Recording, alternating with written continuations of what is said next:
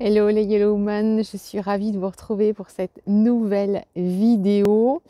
Comment aider vos enfants quand ils perdent un proche, que ce soit un membre de leur famille, un parent, un frère, une sœur, un ami de classe parfois. Comment les aider?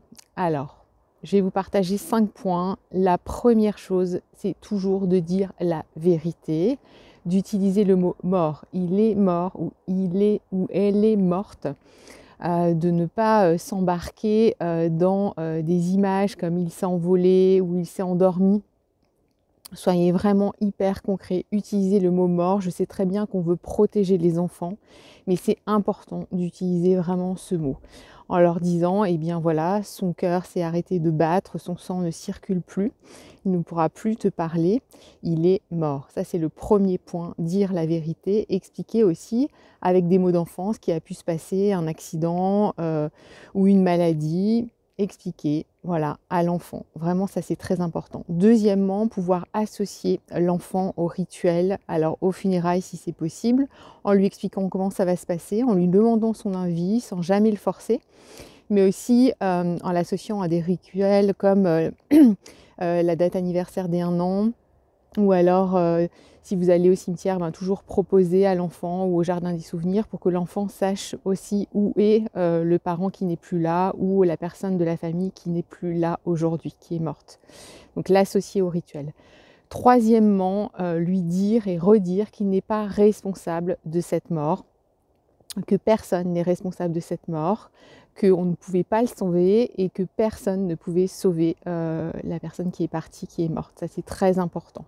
Donc, il n'est pas responsable de cette mort. Ça peut paraître évident pour vous, mais c'est important aussi pour l'enfant de l'entendre.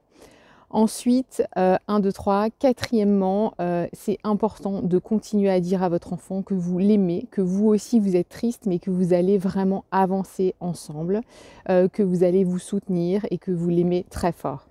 Cinquièmement, vous, madame, monsieur, adultes que nous sommes, souvent on a tendance à ne pas vouloir montrer nos émotions aux enfants. Pourtant, on leur dit toute la journée, il faut que tu exprimes tes émotions. Si tu es triste, tu pleures. Si tu es en colère, tu cries, etc. Et nous, les adultes, souvent, on cache nos émotions. Alors, il n'est pas question de déborder complètement devant les enfants, mais en tout cas, autorisez-vous à être triste, à pleurer, à dire à l'enfant aussi « je suis triste, j'ai beaucoup de peine, je souffre ». Et ce qui va permettre aussi à l'enfant de se sentir moins seul et vous allez aussi partager cette douleur et cette souffrance. Donc, premier point, leur dire toujours la vérité. Deuxième point, les associer vraiment au rituel. Troisième point, leur dire qu'ils ne sont pas responsables de cette mort et d'ailleurs que personne n'est responsable de cette mort. Quatrièmement, leur dire toujours et encore que vous les aimez, que vous serez là pour les aider à avancer, que vous allez avancer ensemble.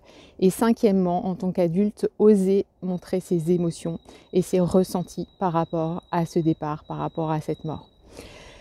Voilà, on se retrouve dans les commentaires. Je vous dis à très bientôt pour une prochaine vidéo. Bye!